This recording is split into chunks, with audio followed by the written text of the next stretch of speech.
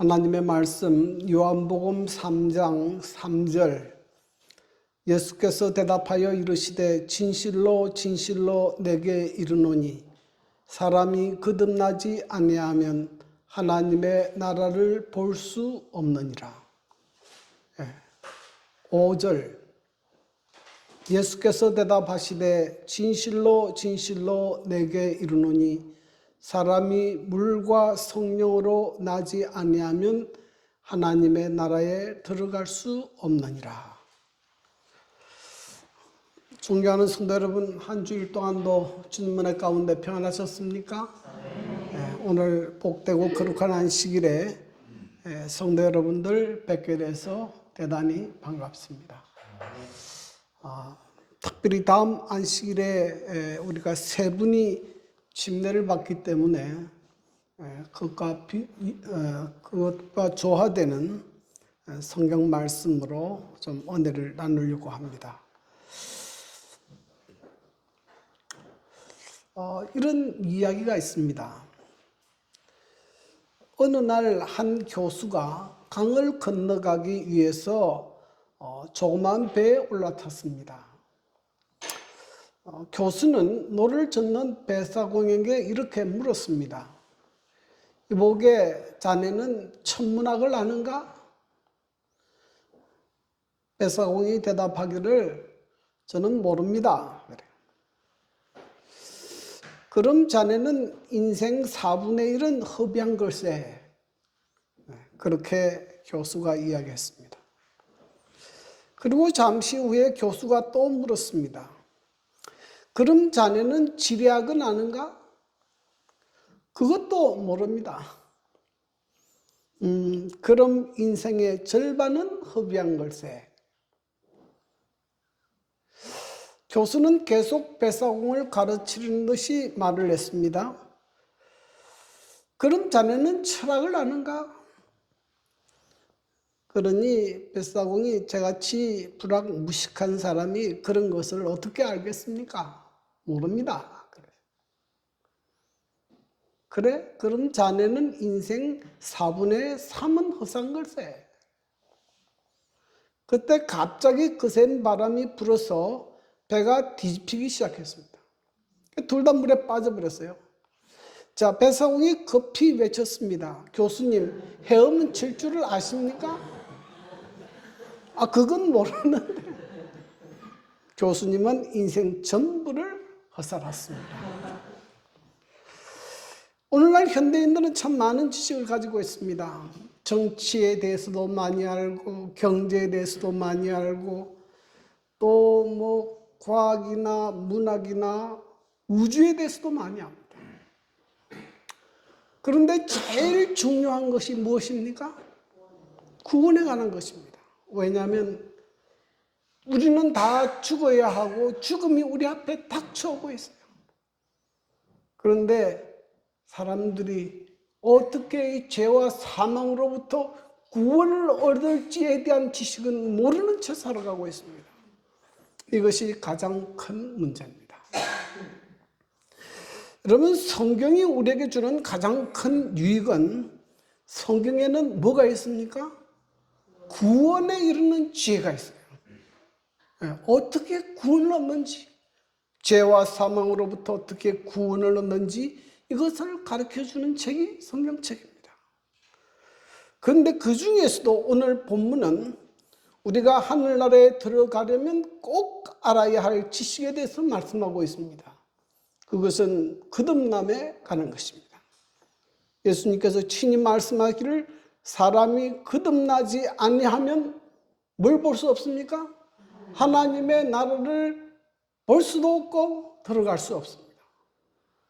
거듭남은 보통 중요한 문제가 아니고 굉장히 중요한 문제고 꼭 알아야 될 중요한 문제입니다.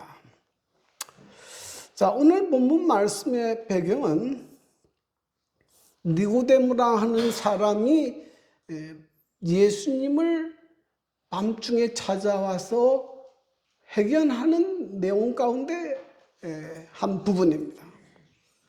오늘 본문에 보니까 니고데모라는 사람이 나오는데요. 이 사람에 대해서 소개하기를 그는 바리새인이요 그랬습니다. 또 유대인의 지도자라 그랬습니다. 근데 이 니고데모에 관한 기록이 요한복음 3장, 요한복음 7장, 요한복음 19장에 나옵니다. 여기서 종합해 보면 니고데모는 산헤드린 공회원이었습니다. 산헤드린 회원은 어떤 기관인가 하면 유대인들의 종교적, 정치적, 사법적 기관입니다. 그래서 유대인들이 가장 중요한 결정을 내릴 때는 산헤드린 회의에서 결정합니다. 산헤드린 회원은 77명으로 구성되어 있고 그 중에 회장은 대제사장입니다. 그러므로 산헤드린 회원이었다 하는 것은 굉장히 유대 사회에서는 높은 지위를 가진 그런 사람이었습니다. 그래서 니고데모는 이스라엘의 대표적인 종교 지도자요 정치 지도자였습니다. 그런데 이 사람이 왜 예수님을 밤에 찾아왔을까? 그 이유에 대해서 성경은 말하기를 그는 예수님께서 하나님께로부터 오신 선생인 줄 알았다 그랬어요. 예수님께서 행하시는 이적과 예수님께서 행하시는 말씀과 특별히 성전을 정결케 하시는 모습을 통해서 이분은 하늘로부터 오신 분이구나 걸 깨달았어요. 그래서 예수님에 대해서 더 알기를 원하기도 했고 또 이 사람의 마음에 영적인 갈급함이 있습니다. 여러분, 사람이 진리를 찾지 못하면 마음속에 언제나 공허감이 있어요. 불안하고 허전하고 그게 있습니다. 그래서 그는 예수님을 만나기 위해서 왔지만은 당시 유대 지도자들이 예수님을 이단으로 정죄했기 때문에 자기의 신분 노출을 꺼려서 밤에 찾아왔습니다. 그는 예수님을 만나서 좀 더 깊은 대화와 또 상세한 질문을 주고받을 것으로 기대하고 예수님을 찾아왔습니다. 그런데 예수님께서 그에게 단도직입적으로 이렇게 말씀하셨어요. 진실로 진실로 내게 이르노니 사람이 거듭나지 아니하면 하나님의 나라를 볼 수 없느니라.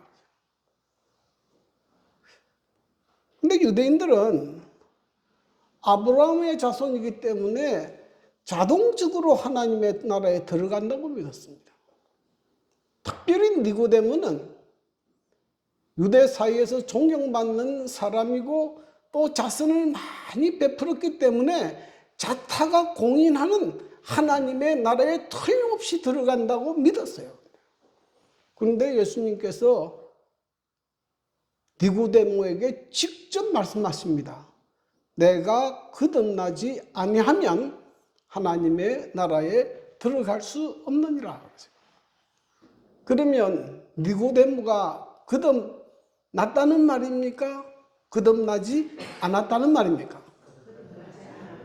니고데모가 거듭나지 않았다. 굉장히 충격적인 말입니다. 자기가 하늘나라에 못 간다 그래요. 자, 이 거듭나다는 말은 헬라어로 아노테인데 뜻은 다시 태어나다, 위로부터 탄생하다, 그런 뜻이에요. 그러니 니고데모가 좀 마음이 많이 상했겠습니다. 그래서 이렇게 대답합니다. 사람이 늙으면 어떻게 날 수 있겠습니까? 지금 내가 나이가 많은데 어떻게 다시 태어납니까? 두 번째 모태에 들어갔다 날 수 있습니까? 이 마음이 좀 뭔가 이렇게 자존심이 상했습니다. 그런데 예수님께서 말씀하시기를 진실로 진실로 내게 이르노니 사람이 구하지 아니하면 물과 성령으로 나지 아니하면 하나님의 나라에 들어갈 수 없느니라. 그러니까 거듭나는 것은 뭐로 난다고요? 물과 성령으로 나는 것이다. 예수님께서 친히 말씀해 주셨습니다. 여기서 물로 나는 것은 침례를 의미합니다. 침례란 옛사람은 죽고 장사 지내고 예수님의 생명으로 다시 태어난 것을 의미합니다. 성경은 하나님의 나라에 들어가는 표로 침례를 말씀하고 있습니다. 마가복음 16장 10절 또 이르시되 너희는 온 천하에 다니며 만민에게 복음을 전파하라. 믿고 침례를 받는 사람은 뭐 얻을 것이요? 구원을 얻을 것이요. 믿지 않는 사람은 정죄를 받으리라. 베드로전서 3장 21절 물은 예수 그리스도께서 부활하심으로 말미암아 이제 너희를 구원하는 표니 곧 침례라. 이는 육체에 들은 것을 제하여 버림이 아니요 하나님을 향한 선한 양심의 강군이라. 침례는 우리의 몸을 씻는 예식이 아니고요. 우리가 예수님을 개인의 구주로 주님으로 고백하는 그런 예식이에요. 이제는 모든 사람 앞에 저는 예수님을 저의 개인의 구세주로 주님으로 믿습니다. 고백하는 선언적 의미가 있습니다. 그래서 침례는 그리스도인의 삶의 입문이요 하나님의 나라에 들어가는 표징으로 말씀하고 있습니다. 성경에 보면 예수님도 침례 받으셨어요.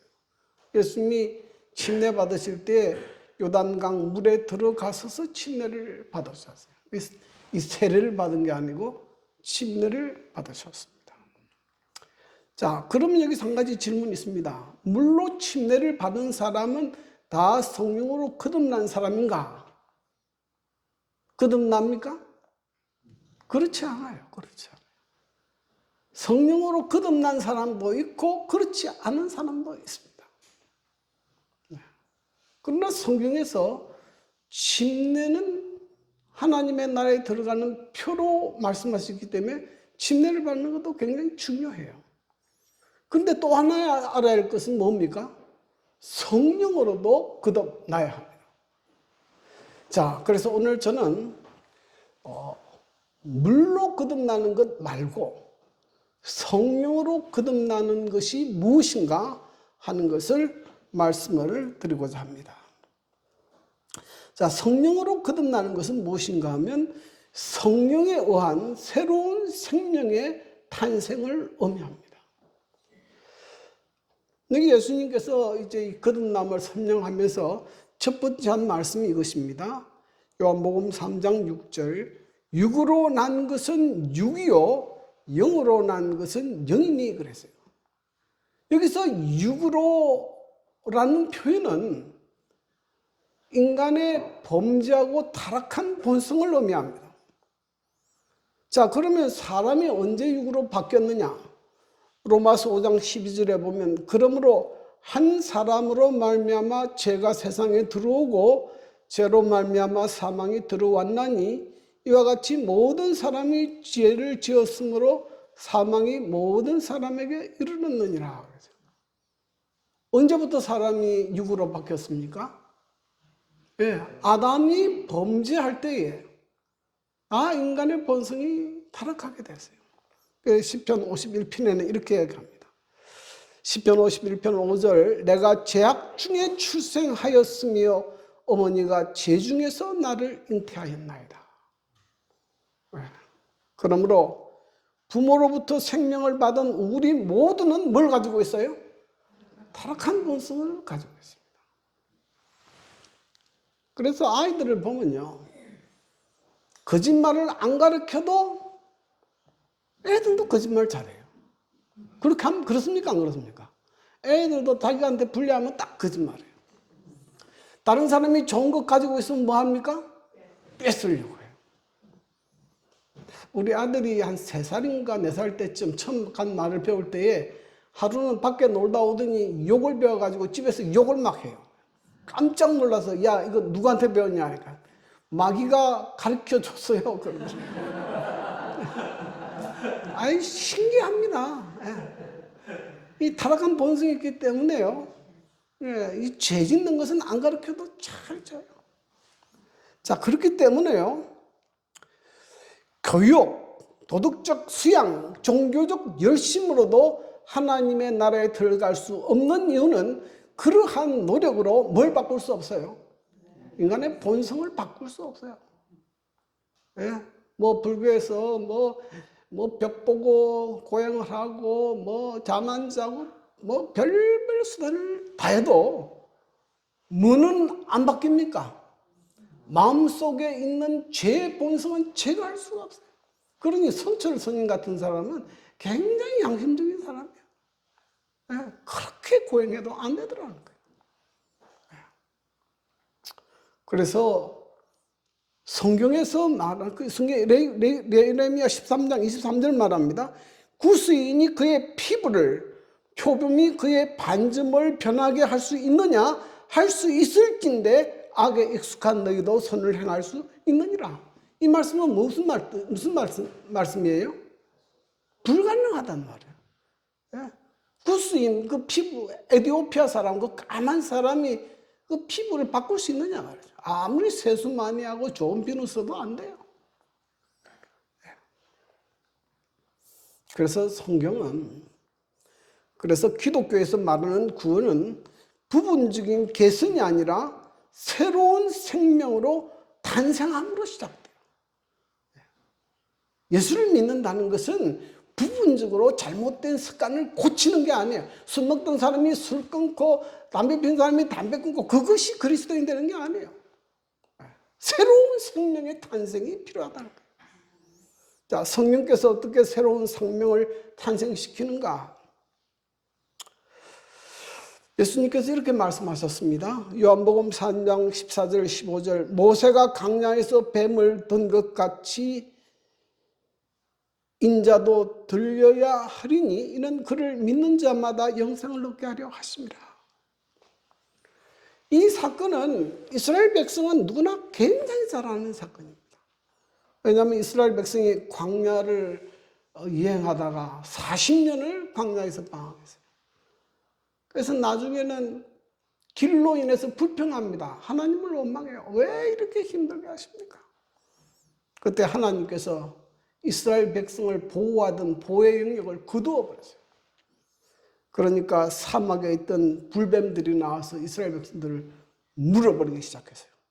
독사한테 물리면 어떻게 돼요? 그건 독이 퍼져서 막 죽어가죠. 비로소 회개하고 하나님 앞에 살려달라고 호소하니까 하나님께서 모세에게 명령을 내렸는데 무슨 명령을 내렸습니까? 놋뱀을 만들어서 장대에 달아 높이 달아서 사람들로 하여금 뭐하게 하라? 쳐다보게 하라. 그러면 살 것이라. 그래서 뱀에 물려서 아무리 죽어가는 사람이라도 이 말씀을 듣고 믿고 그 놋뱀을 쳐다본 사람은 어떻게 됐습니까? 다 살았어요. 그런데 이 놋뱀을 봐서 사람들이 치료되겠습니까? 이 놋뱀은 뭐에 대한 상징입니까? 예수님의 십자가의 죽으심을 상징하는 거예요. 백성들은 뱀 그 자체에 그들을 구할 능력이 없다는 것을 잘 알고 있었다. 그것은 곧 그리스도를 상징하는 것이었다. 여러분, 성령이 어떤 일을 하시는가 하면 제일 먼저 우리의 죄를 깨닫게 합니다. 이 책망한다는 말은 깨닫게 한다는 말이에요. 내가 죄인이구나. 내가 평소에 몰랐는데 성경을 읽고 교회 와서 목사님 말씀을 듣고 내가 죄인인 걸 깨닫게 하는 것이에요.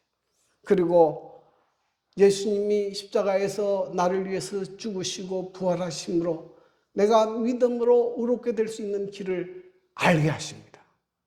이게 성령이 하시는 일이에요. 예. 그래서 자, 이렇게 기록합니다. 십자가에서 비치는 빛은 하나님의 사랑을 드러낸다. 그의 사랑은 우리를 그에게로 이끌어준다. 만일 우리가 이 이끄심을 저항하지 않는다면 구주를 십자가에 못 박게 한 죄를 회개하는 가운데 십자가 밑으로 인도함을 받을 것이다. 그때의 믿음으로 말미암아 하나님의 영이 사람의 심령에 새 생명을 지어준다. 뭘 깨닫게 될 때 십자가를 바라보고 예수님이 나를 위해 십자가에 죽으셨구나.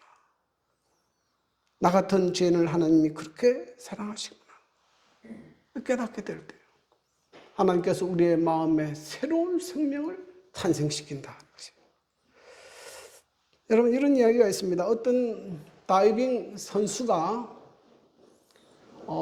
늘 하듯이 다이빙 연습을 하기 위해서 이제 수영장으로 갔습니다.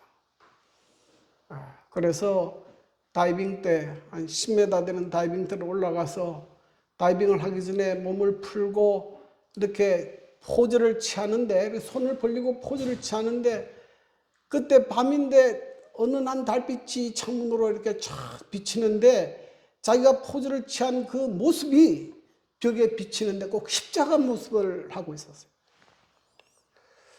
그래서 이 다이빙을 하고 뛰어내리려고 하다가 말고 십자가 모습을 보고 예수님 생각이 났어요.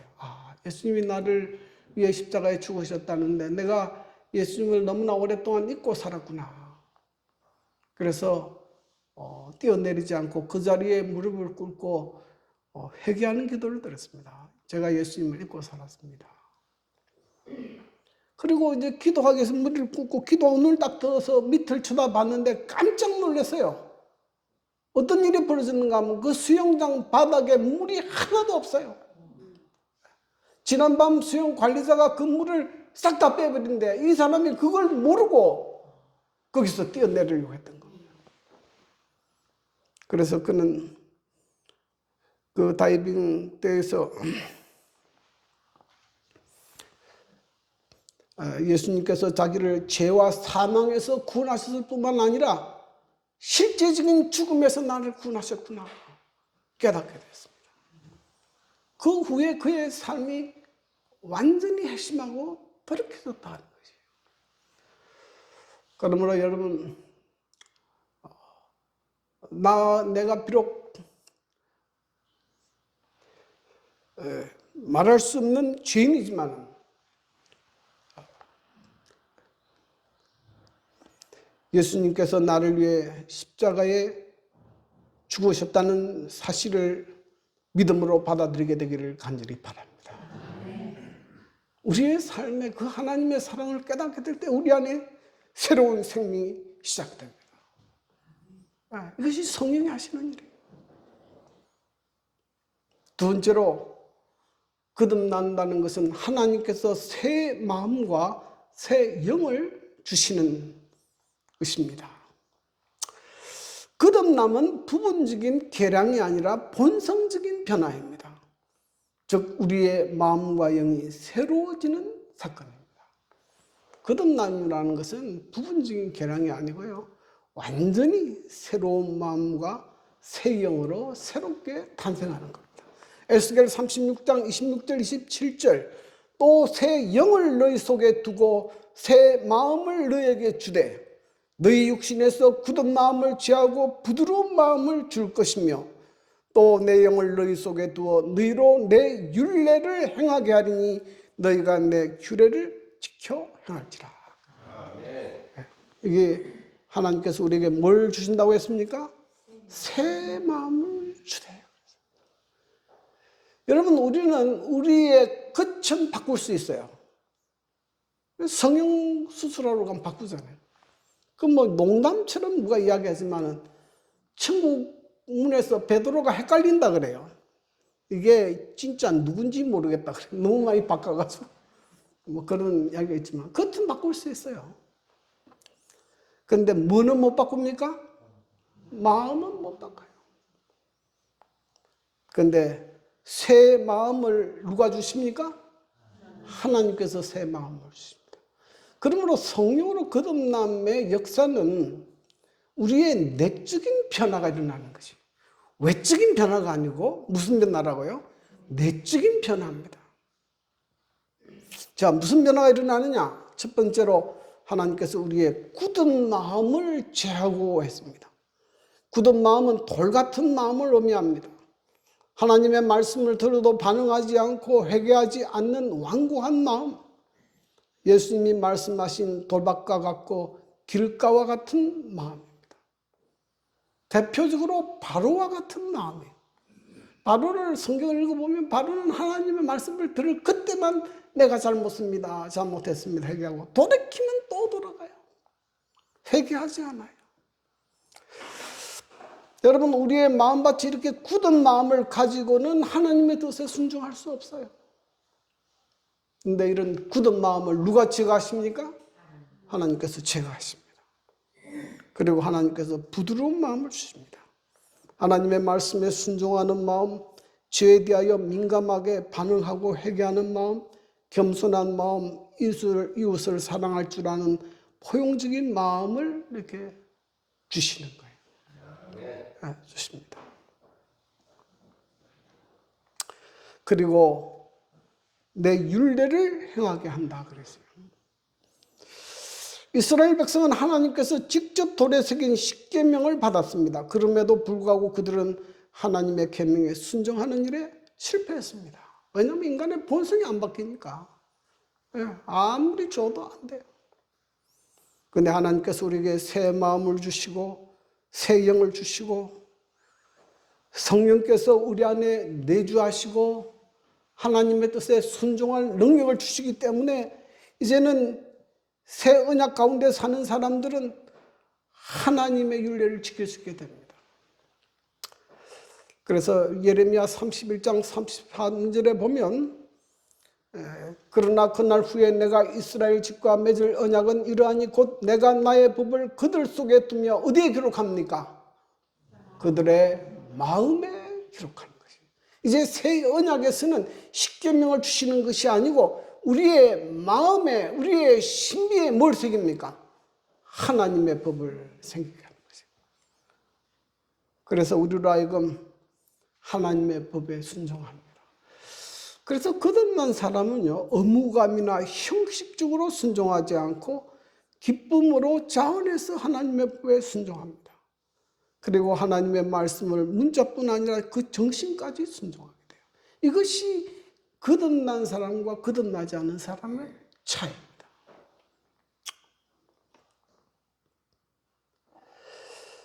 그래서 거듭난 사람은 시편 1편 5절에 오직 여호와의 율법을 즐거워하여 그의 율법을 주야로 묵상하는도다.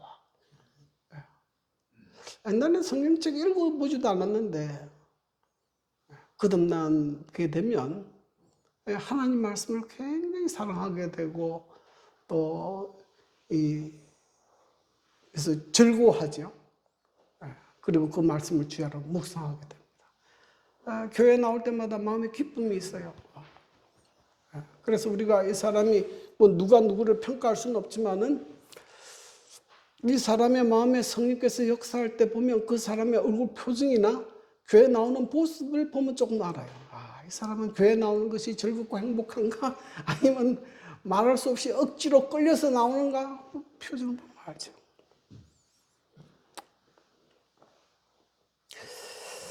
그래서 뭐 4세기에 성자라 불리던 어거스틴이죠. 그는 젊은 시절에는 마니교라는 그 우상 숭배 종교에 빠져서 굉장히 타락한 생애를 살았다가 그 어머니의 기도 덕분에 이제 회개한 사람이죠. 회개한 사람인데 이 사람이 핵심을 경험한 다음에 우연히 길을 갔는데 자기가 옛날에 가던 그 술집 거리를 가게 됐어요.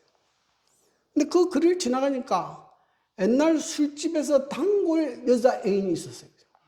그러니 그분이 보더니 반갑다고 어거스틴 나 모르겠어 그래요. 그때 한 말이에요. 어거스틴이 사람 잘못 보아서 과거의 어거스틴은 죽어서 여기에 있는 사람은 뭐요? 새 사람이에요. 이 거듭난 사람의 변화입니다. 거듭난 사람은요, 우리의 감성, 의지, 생각이 완전히 새로워지는 거예요.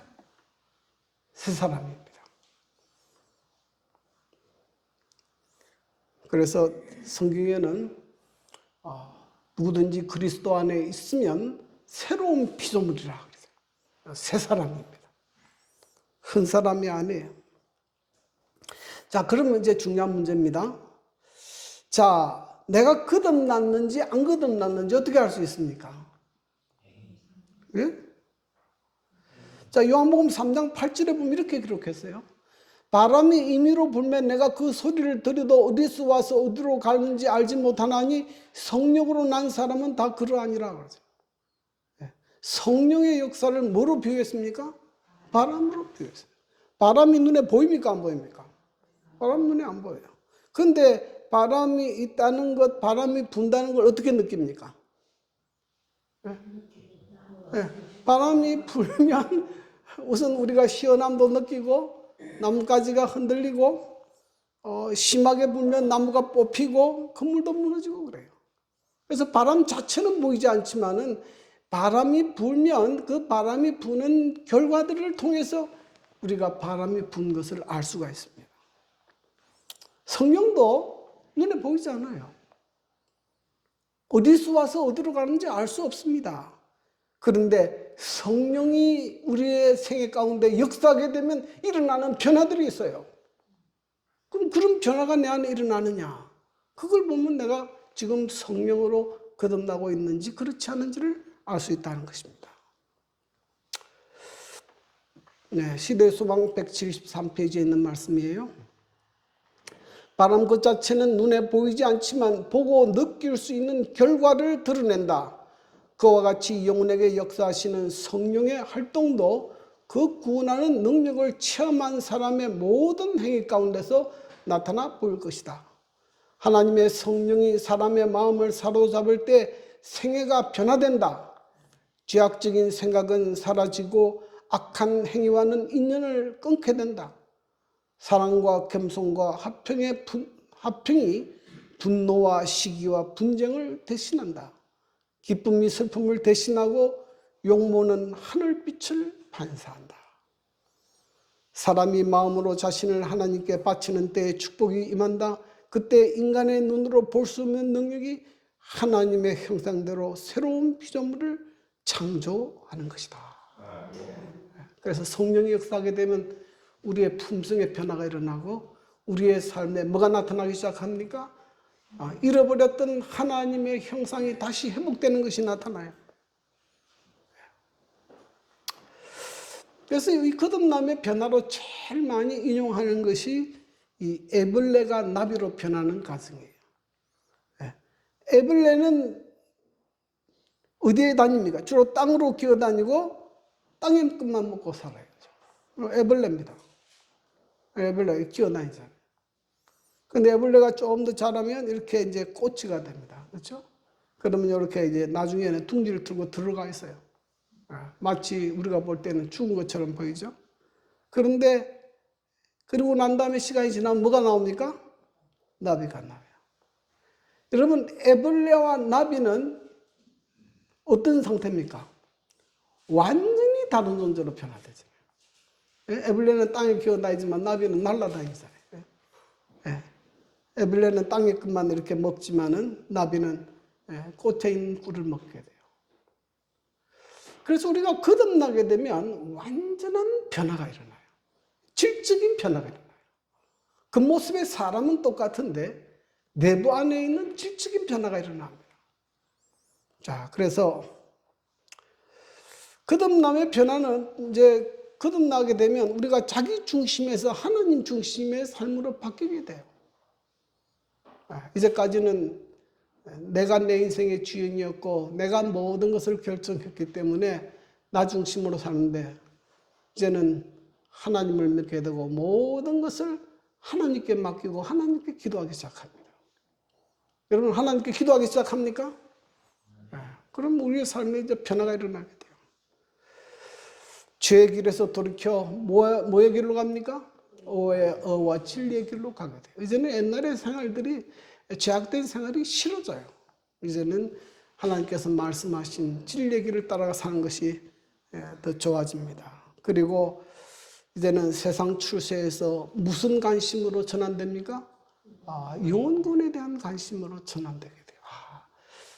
잃어버린 사람에 대한 관심, 또 그들을 위한 헌신, 그런 것으로 관계되고, 그리고 세상 중심에서 뭐로 바뀌게 됩니까? 천국 중심으로 바뀌게 돼요. 이제는 영원한 하늘 천국을 바라보고 살게 됩니다. 여러분, 오늘날 사람들이 뭐에 제일 관심이 많습니까? 돈, 또 돈, 출세, 또 건강. 돈, 출세, 영광, 이거는 좀 젊을 땐 그럴 수 있어요. 근데 나이 들면 뭐밖에 없어요? 건강밖에 없죠. 나이 든 사람이 뭐 돈 많이 있어도 쓸 수도 없는데 죽으면 뭘 할까요? 제일 많은 사람이 이 건강과 영생 문제에 관심이 많았어요. 이 뉴스에 나왔던 이야기죠. 2025년 9월 3일 2차 대전 성전일 기념일에 푸틴과 시진핑이 잠깐 지나가면서 나눈 대화가 이제 화제가 됐는데요. 그때 푸틴이 무슨 말을 했는가 하면 이런 말을 했어요. 인간의 장기 이식을 계속하면 사람도 영생할 수 있다던데 그랬어요. 그러니까 푸틴이 뭐 하고 싶은 겁니까 지금? 영생하고 싶어요. 그러니까 뭐 불이 났게 좀 장기 이식 해가지고 계속 하겠죠. 그리고 시진핑이 한다는 소리가 요즘 같으면 한 150살까지는 살 것 같은데. 오래 살고 싶어요. 독재를 하면서도 오래 살고 싶어. 영원히 해먹었으면 좋겠어. 또 어떤 사람은 냉동에 들어가 버려요. 이제 어떤 사람은 간암이 걸렸는데 죽게 됐는데 아이고 죽으면 안 되니까 자기를 냉동시켜 버렸어요. 이 비용도 한 3억 들어가더라고. 자, 사람이 이렇게 영생하고 싶습니다. 여러분도 영생하고 싶습니까? 안 그래요? 빨리 죽었으면 좋겠어요. 노인이 죽고 싶다는 말은 3대 거짓말 중에 하나예요. 살 필요가 없다 그래도 죽으라 그러면 안 하려고 그래요. 자, 그런데 하나님은 아주 간단하게 영생하는 길을 우리에게 말씀하셨어요. 뭐 하면 됩니까? 하나님이 세상을 이처럼 사랑하사 독생자를 주셨으니 이는 저를 뭐하는 자마다 믿는 자마다 멸망치 않고 영생을 얻게 하려 하심이니라. 얼마나 간단합니까? 뭐 간이식, 뭐 장기식 할 필요도 없고 냉동실에 들어갈 필요도 없고 예수를 믿으면 영생을 얻는다. 요즘에는 이 지구가 문제가 많잖아요. 뭐 요즘에 뭐 지진이 일어나고 뭐 환경이 있으니까 요즘에 돈 있는 사람은 관심이 우주에 있어요. 우주. 이제는 우주로 옮겨서 살아볼까. 그래가지고 요즘에 막 이 서브오비탈 우주비행이라는 그 여행 단체가 있어요. 이제 모집을 해가지고 우주비행을 시키는데요. 제가 고른 거는 제일 싼 거예요. 이게 제일 싼 거. 그 서브오비탈. 이거는 대기권이 있는 데까지만 올라가는 거예요. 그래가지고 우주복을 입고 무중력 상태에서 3, 4분 이렇게 잠깐 돌아보고 내려오는데 얼마 들어요? 4억 원. 근데 좀 더 멀리 가거나 좀 더 코스를 멋있게 하면 뭐 수백억 들어간다. 사람들이요, 이 지구상에 이제 더 이상 못 살겠다 생각해요. 네. 이제 뭔가 옮겨서 살았으면 좋겠다. 막대한 돈을 투자합니다. 근데 10분 체류하는 게 아니고요. 자, 예수님은 우리에게 뭐라고 말씀하십니까? 요한복음 14장 2절 3절 내가 너희를 위하여 거처를 예배하러 가노니 가서 너희를 위하여 거처를 예배하면 내가 다시 와서 너희를 내게로 영접하여 우회할 것이라. 나 있는 곳에 너희도 있게 하리라. 예수님이 우리를 위해서 집을 만들어 놓고 이 땅에 우리를 데리러 와서 그 하늘나라의 집에 가서 3, 4분이 아니고 얼마 동안 영원히 우리가 우주를 얘기해. 우리는 뭐 우주복 그런 거 안 입어도 돼요. 우주복 안 입고도 온 우주를 이 별나라들을 이행하게 돼요.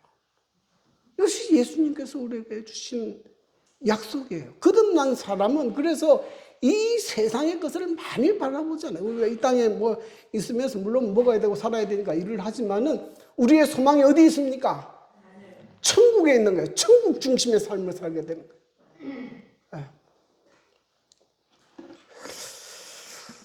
네. 제가 어릴 때는 저희 어머니가 이 노래를 좋아하더라고요. 그게 지금 몇 장인지 모르겠는데. 세상 부귀 영화를 나는 원치 않고 오직 하늘 가기를 마음에 원하오니 사랑하는 내 주여 하늘 생명책에 내 이름 거기 있습니까? 네. 하늘에 소망을 두는 거예요. 하늘에 소망을 두는 거예요. 여러분 하늘에 소망을 둡니까? 아직도 이 땅에 좀 더 멋있는 걸 좀 꿈꾸고 있어요? 이 거듭난 사람의 모습입니다. 여러분, 물과 성령으로 거듭나지 아니하면 하나님의 나라를 볼 수 없느니라. 성령께서 오늘 여러분들의 삶을, 저의 삶을 거듭나게 하시고 또 우리가 하늘에 들어가기에 적합한 사람이 되는 은혜를 주시기를 간절히 간구합니다. 아멘. 혹시 내 마음에 아직도 그런 마음이 없으면 기도하십시오. 하나님 내 마음에 새 마음을 주시고 예수님의 생명을 주시고 새 마음과 새 영을 주셔서 내 마음이 새로운 사람이 될 수 있도록 은혜를 더하여 주십시오. 그런 은혜가 저와 여러분에게 있게 되기를 간절히 바라면서 말씀을 줄이겠습니다.